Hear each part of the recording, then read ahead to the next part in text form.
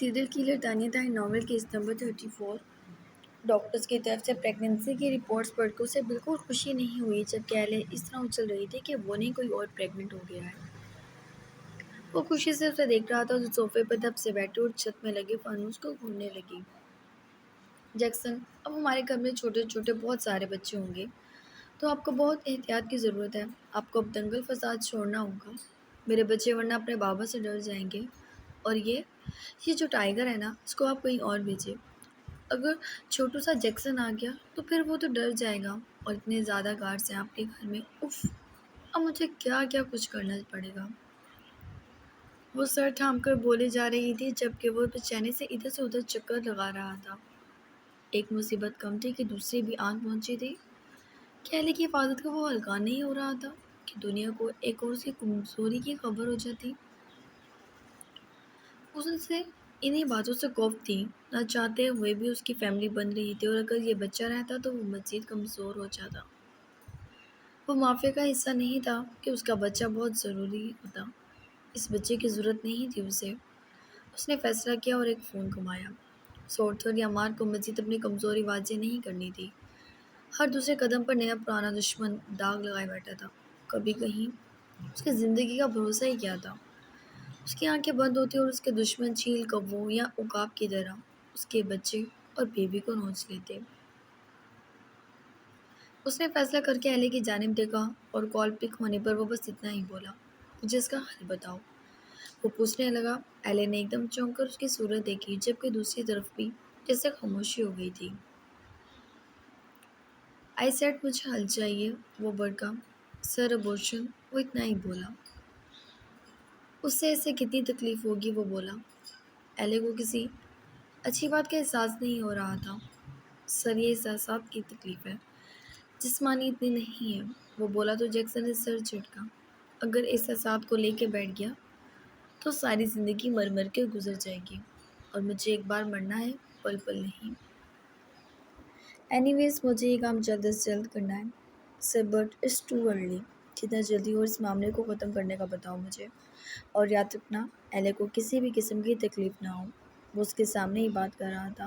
वो उससे देख रही थी जैसे आंखों में हैरान की हो।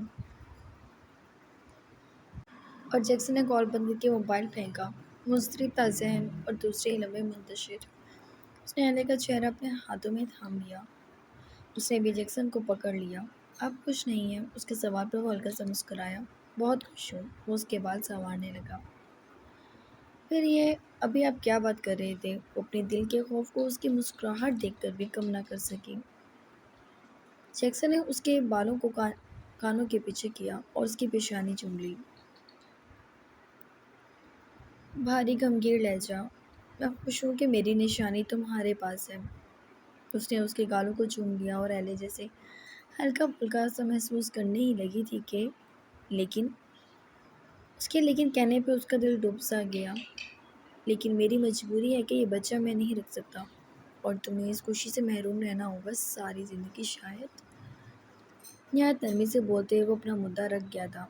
उसके सामने एले आंखें फाड़े उसे देखने लगी, जबकि जैक्सन उसकी फैली हुई आंखों और आंखों में तैरते आंसुओं को देखने लगा। बी रिलैक्स, बच्चे सब कुछ नहीं है। मैं और तुम जब तक हैं सब कुछ है। ये ये बच्चे, ये औलाद कमज़ोरी है एले मेरी। मेरे पीछे तुम एक कमज़ोरी की सूरत में काफ़ी हो। मैं ये कमज़ोरियों का अंबार नहीं लगाना चाहता। उसके अल्फाज एले के दिल को कई टुकड़ों में तब्दील कर रहे थे, और उसे साक़त नज़रों से देख रही थी। उसकी खुशी की मुद्दत इतनी थोड़ी सी थी। उसने ज़िंदगी में इतनी खुशी कभी महसूस नहीं की थी जितना ये सुनकर कि वो माँ बनने वाली है। उसका दिल झूम उठा था, और पहली खुशी थी, और पहली ख्वाहिश थी कि उसके यहाँ बेटी हो, और वो अपनी बेटी को हर वो खुशी दे जो उसे नहीं मिली। लेकिन इस बच्चे का बाप अब उसे ये समझा रहा है कि उसकी औलाद उसकी कमज़ोरी है। ये ये बच्चा आपके लिए शर्मिंदगी है क्या? उसने जैक्सन के हाथ पकड़ लिए। नहीं, बिल्कुल नहीं। जैक्सन ने उसके आंसुओं को चूम लिया। बिल्कुल भी नहीं। लेकिन मेरी कमज़ोरी है, मैं तुम्हें मुश्किल में नहीं डाल सकता। ये बच्चा हम दोनों को मुश्किल में डाल देगा एले। हालात ऐसे नहीं कि ये चौंसले पाले जाए। उसके कहने की देर थी, एले ने उसके हाथ झटक दिए। गहरा गहरा सांस भरने लगी। मेरी ज़िंदगी में मुझे पहली खुशी मिली थी, वो अपने आँसुओं को हलक में उतारने लगी। पहली खुशी, और वो भी इतनी कम मुद्दत के लिए। वो दोनों हाथों से गाल रगड़ रही थी। एले जैक्सन ने कुछ कहना चाहा। आपने कितने कत्ल किए हैं जैक्सन?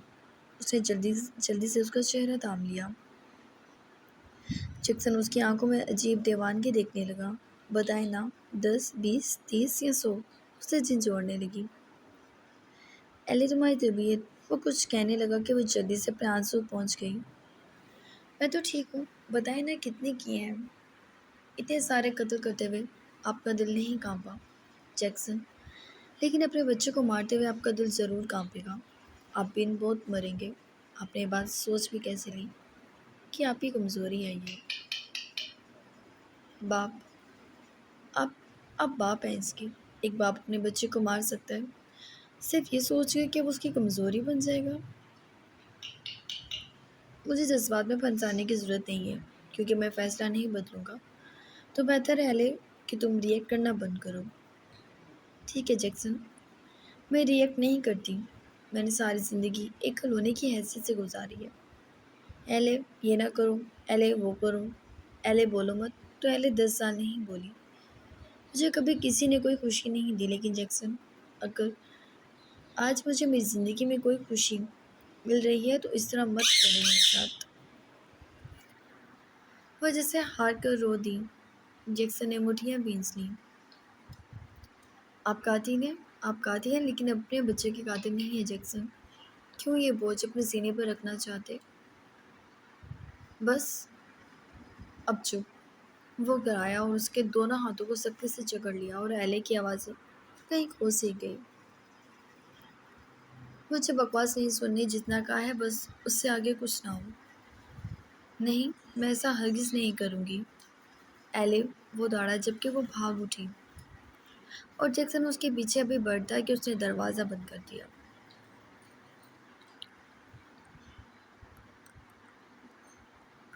वक्त जितना गुजरता वो उतना ही जज्बाती होती। उसने डॉक्टर को कॉल की। मुझे आज ये किस्सा ख़त्म करना है, वो स्पाट लहजे में बोला। और और दूसरी तरफ से बात सुनकर उसने सर हिलाया और एक नज़र कमरे की जानिब देखकर वो बाहर निकल गया। जबकि एली उसकी बात सुनकर थम सी गई, अपने लबों पर हाथ रख लिया। वो जैक्सन को ना समझा सकती थी और ना ही वो जैक्सन को किसी कदम से गुजरने से रोक सकती थी। वो उसके साथ ज़बरदस्ती करके पागलपन कर गुजरता। वो क्या करे, कहाँ जाए, कहाँ छुप जाए कि जैक्सन को भी दिखाई न दे। काश काश मैं हेनरी को पुकार सकती। उसके पास हेनरी के अलावा कोई रिश्ता नहीं था। वो दौड़ कर मुड़ी और अपना मोबाइल ढूंढने लगी। उसके मोबाइल में सिर्फ जैक्सन का नंबर था। उसने हेनरी का नंबर सर्च किया और सद अफसोस सिवाय जैक्सन के और कोई नंबर नहीं था। उसने खिड़की की जानिब देखा और जैक्सन की बीवी अब पागलपन पर उतर गई थी। शायद वो खुद भी नाशना थी कि वो क्या करने जा रही है, लेकिन इस वक्त खुद को बचाने का उससे बेहतर तरीका कोई नहीं था। वो खिड़की से उतरी तो ज़मीन पर गिरी और जल्दी से संभल गई। क्या उसका बच्चा ठीक है? उसने अपने पेट पे हाथ रखा और जल्दी से आगे बढ़ी तो एबिक ने उसे देख लिया। जैक्सन सामने जैक्सन सामने टाइगर के पास था। वो भी जैक्सन को बोलता। एले ने उसके आगे हाथ जोड़ दिए और एबिक को अपने पास बुलाने लगी, जबकि वो एक नज़र जैक्सन को देखकर उसके पास आ गया। प्लीज़, मैं आपके आगे हाथ जोड़ती हूँ, मुझे जैक हाउस पहुँचा दें, वरना वरना जैक्सन मेरे बच्चे को मार देगा। वो उसके आगे सिसकी। एबिक समेत सब जानते थे जैक्सन काम करने जा रहा है, क्योंकि उसे कभी किसी से कोई बात छुपाने की ज़रूरत महसूस नहीं हुई थी। तभी सबको सारी बात पता थी। एबिक जानता था कि एली की यहाँ मदद करके वो बिन मौत मारा जाएगा। वो नफ़ी में सर हिलाने लगा। प्लीज़ प्लीज़, मैं आपके आगे हाथ जोड़ती हूँ। एले उसके कदमों में बैठी और वह एकदम पीछे हटा। अगर उसने एली की मदद ना की तब भी वो फंसेगा, और अगर कर दी तब भी। तो उसने उसकी मदद का ही सोच लिया। एबी के सर हिलाने पर वो जैसे खुश होगी। लेकिन मैम, आपको कुछ देर रुकना। नहीं रुक सकती मैं, प्लीज़ मुझे जल्दी पहुंचा दें, वो बोली तो एबिक ने मुड़ कर देखा। जैक्सन अब तक मसरूफ़ था। उसके होते हुए एले को यहाँ से निकालना नामुमकिन था। प्लीज़ मैम, कुछ देर रुकें, मुझे सर को कहीं और पहुंचाना होगा, वरना उनके होते हुए आप नहीं निकल सकती। एबिक ने मजबूरी बताई तो वो सर हिला गया और एबिक जैक्सन के पास आ गया। सर, आपने आज अपने बेसमेंट में जाना था, एबिक संजीदगी से बोला। जैक्सन ने नज़रें उठाकर उसे देखा। नहीं जाना मुझे, तुम टाइगर के लिए कुछ खाने पीने का इंतज़ाम करो, उस पार तेवरों में बोला और एबिक सर हिलाकर दूर हो गया। ज़्यादा बहस करता तो पकड़ा जाता, उसे चकमा देना इतना भी आसान नहीं था। अच्छा रुको, वो बोला। मुझे कुछ चीज़ें भी चाहिए, ऊपर सोच दिखाई दे रहा था। ये तो एले की किस्मत अच्छी थी या फिर उसका बच्चा बचने वाला था। जैक्सन ने एक नज़र अंदर की जानिब देखा। वो तो ताले डाले बैठी थी। उसने एक मैसेज टाइप किया और बाहर की जानिब चल दिया। उसने डॉक्टर को जल्द से जल्द पहुंचने के ऑर्डर्स दिए थे और खुद वहां से चला गया। अभी तुम यहीं रुको, मैं कुछ देर तक आता हूँ।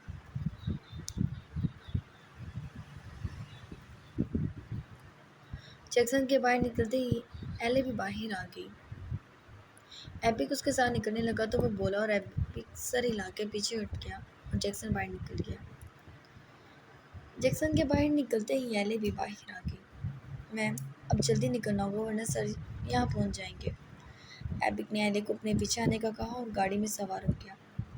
बाकी गार्ड्स एपिक को रोकना चाहते थे, लेकिन जल्दी सब एले के साथ हो गए, जबकि टाइगर खड़ा उन सब पर गरा रहा था। इस वक्त यहाँ सबसे ज़्यादा जैक्सन का वफादार वो ही था, जो शुक्र है जो शुक्र था बंधा हुआ था, वरना वो इन्हें अपने मालिक के साथ बेईमानी करने पर चीर मार देता। वो बाहर निकले और एबिक ने उसे प्राइवेट जेट में बिठा दिया, जिससे तकरीबन वो आधे एक घंटे में न्यूयॉर्क में होती और न्यूयॉर्क में जैक्सन हाउस में वो पहुंच जाती। एले कुछ घबराई ज़रूर थी, लेकिन उसके बच्चे के लिए बहुत अहम था। हेनरी काफ़ी देर से उठा था और इस बात पे जैकब उसे सुना रहा था। मार्क ने हेनरी और जैकब को देखा और फिर जॉर्डन को हंसते हुए। ये माफी किंग है जिसकी नींद ही पूरी नहीं हो रही। पीछे क्या कुछ सुबह हो जाए कोई खबर नहीं। जैकब भड़का जबकि हेनरी ने शाने झुका दिए। तो आप बन जाए माफी किंग, मुझे कोई शौक नहीं, वो लापरवाही से बोला। जानते नहीं हो जैक तुम्हारी गर्दन उतार देगा तुम्हारी इस लापरवाही पर। अब भी खून के खून पी रहा है वो। तो दादा को चाहिए किसी जिम्मेदार इंसान को ही ड्यूटी दे। मुझे देने का मकसद ही क्या है। हेनरी, कुछ अक्ल को हाथ लगाओ, जैक्सन सिर्फ चंद दिन रहा है इसमें और चंद दिनों में वो न्यूयॉर्क हासिल कर गया। अब आगे बढ़ना है या यहीं बैठे रहना है। जैकब उसे बता रहा था कि जैक्सन के आने और उसके आने में क्या फ़र्क है, जबकि हेनरी को फ़र्क भी नहीं पड़ता था। वो सर झटक कर जॉर्डन के सामने बैठ गया। हंसते रहो, हंसते हंसते मर जाना, वो भड़का। मेरे हंसने से तुम्हें क्या तकलीफ है? मैं तो मस्त अपनी ज़िंदगी इंजॉय कर रहा हूँ। और seriously, love bar, what an amazing place. वाह, सीरियसली, यार मेरा बड़ा दिल है जाने का, लेकिन माफी किंग ही नहीं जा सकता, बाकी सब जा सकते हैं, वो भड़का। जॉर्डन से तस्वीरें दिखाने लगा। मार्क इन सबको देखकर वहां से जाने जा चुका था, जबकि दूसरी तरफ जैकब ने बेटे की लापरवाही पे खून का घूंट भरा था। उसने जैक को कई बार कहा था कि वो जैक्सन से रब्ता कर ले, मगर जैक को उस पर शदीद गुस्सा था। एडी अंदर दाखिल हुई तो उसके अंदर झिझक थी, क्योंकि वो कभी उन लोगों के साथ घुली मिली नहीं थी। वो उसे अपने साथ जो ले जाता था। लेकिन सामने चेयर पे हेनरी को बैठा देख उसे कुछ हौसला हुआ। हेनरी, एले की आवाज़ पर वो चौंक कर मुड़ा। एले, वो एकदम उठा। जॉर्डन ऊपर से आता। जैक, जैकब और हेजल और पर्ल सब ने ही उसे हैरानगी से देखा था। और एले भागकर उस तक पहुंची और हेनरी ने उसे बाजू में भर लिया। हेनरी, आई एम प्रेग्नेंट, वो जोश से चिल्लाई, जबकि सबके लबों पर बेसाख्ता मुस्कुराहट ठहर गई और हेनरी को लगा उसके अंदर दोबारा जिंदगी भर गई थी। क्या वाकई वो भी खुशी से चीखा? हाँ ना, वो बोली, जबकि हेनरी ने उसे उठाकर घुमा दिया। पर्ल और हैज़ल उन दोनों की हरकतों पर हंस दी, जबकि चेक का खून जैसे खुशी और जोश से मजीद बढ़ गया। फकर से गर्दन अकड़ गई। आई मिस यू यार, हेनरी उसे नीचे उतारते उसकी गर्दन में बाजुएं डालकर बोला। आई मिस यू टू, तुम्हें पता है मेरा तो दिल ही नहीं लग रहा था तुम्हारे बिना। तुम मुझे इतना, उसने हाथ खोले, नहीं इतना ज़्यादा याद आए हो, वो बोली, जबकि हेनरी ने उसके गाल खींचे। तुम यहाँ उसके बिना? अचानक हेनरी ने देखा जैक्सन तो आया ही नहीं था और सभी देखने लगे कि वो तन्हा थी। वो वो मैं भाग कर आई हूँ, वो सर झुका कर बोली। वो सर झुका के आंखें पटपटाने लगी। बट वो हैरान रह गया। हैरान तो सब थे। तुम जैक्सन के चुंगल से भाग कर आई हो। हेनरी दंग रह गया। वो दांत निकाल कर सर हिलाने लगी। तुम मरोगी एली, बिन मौत मरोगी। हेनरी नफी में सर हिलाने लगा, जबकि एली शाने झुका गई। आप लोग मुझे बचाएंगे ना? मैं इसीलिए यहाँ आई हूँ। वो मुड़कर जैक को देखने लगी। अब उसे इस बच्चे से भी तकलीफ होगी, जैक संजीदगी से बोला, जबकि एली ने सर हिलाया। तुम यहीं रहोगी, डोंट वरी। वॉकर तुम्हें हाथ भी लगाए, मैं बताता हूँ, जैक ने कहा और नाश्ते की टेबल पर आ गया। एली ने हेनरी की तरफ देखा। हेनरी ने जबकि उसके गालों को जोर से खींच गया। बस अब फिक्र ना करो। सच में? वो बोली। हेनरी ने सर हिलाया और दोनों टेबल पे आ गए। जॉर्डन उन दोनों की फ्रेंडनेस देख रहा था, जबकि मार्क के टेबल पर आ गया और एले को देखकर चौंका। कुछ लम्हे वो एले को देखता रहा था और उसके बाद हल्का सा मुस्कुराकर वो बैठ गया। हेनरी और एले हमेशा की तरह एक दूसरे में लगे हुए थे। ओके डार्लिंग, आज हम शॉपिंग पर जाएंगे। ओके, छोटे छोटे कपड़े लेंगे। हेनरी, तुम्हें मीटिंग में जाना है, जैक के टोकने पर हेनरी जैसे सर टेबल पर गिरा गया। तो तुम वापस आओगे फिर जाएंगे, एले हंसते हुए बोली। अच्छा ठीक है, लेकिन मैं तुम्हें यहाँ अकेला नहीं छोड़ूंगा। हेनरी ने सुकून से शाने झुकाए। यहाँ सब इसके अपने हैं। जैक अपने बेटे को हो रहा। एले उसकी बात पे मुस्कुराई। अगर ऐसा होता डैड तो जैक्सन ट्रस्ट कर लेता। मैं एक बार उसके सामने शर्मिंदा हो चुका हूँ, मैं बार बार नहीं हो सकता। तुम फिक्र ना करो, एले हमारे पास रहेंगी, पर्ल ने कहा। एले को प्यार करते हुए जैक उसे देख रहा था। अगर संजीदा तुम अपने काम को लेकर हो जाओ, यकीनन हम बहुत आगे चले जाएं। वो नैपकिन से मुंह पहुंचता हुआ बोला, जबकि हेनरी सिर झटक गया। दादा, मैं आज कोई काम नहीं करने वाला, मैं एले के साथ रहूँगा, हेनरी ने कहा, जबकि एले शर्मिंदा हो गई। या फिर मैं एले को अपने साथ। अचानक आवाज़ के गिरने की आवाज़ पर सबने मुड़ कर देखा। हेनरी की बात अधूरी रह गई। जैक्सन अंदर दाखिल हुआ था और उसने सारे आवाज़ तोड़ दिए और एले को देखने लगा। एले जल्दी से भागकर जैक के पीछे छुप गई। जैक ने गहरा सांस भरा। प्लीज़ मुझे बचा लें, वो उसके बाजू पकड़ कर बोली थी, जबकि गार्ड्स ने जख्मी एबे को लॉन्च में लाकर फेंक दिया। वो मरा नहीं था। एले दंग रह गई। उसने एबे को कितना मारा था? एबे करा रहा था। हेनरी पेशानी पे हाथ मारता आगे बढ़ा। ये तो होना ही था। वो भागी थी, ये कोई आम बात नहीं थी, और जिसने बकाया था वो उसे जिंदा छोड़ चुका था। क्या काफ़ी नहीं था इतना? लेके जाओ उसको हॉस्पिटल, हेनरी ने कहा तो उसके गार्ड्स उसे उठा कर ले गए और एली की आंखें भीग गईं। एपिक ने उसकी कितनी मदद की थी और उसने किस बेदर्दी से उसे पीटा था और उसे खा जाने वाली नजरों से घूर रहा था जो जैक के पीछे छुपी हुई थी। हेनरी के कुछ भी बोलने से पहले वो आगे बढ़ा एले की तरफ और एले डर कर चिल्लाने लगी। क्या मसला है तुम्हारे साथ? क्यों डरा रहे हो उसे?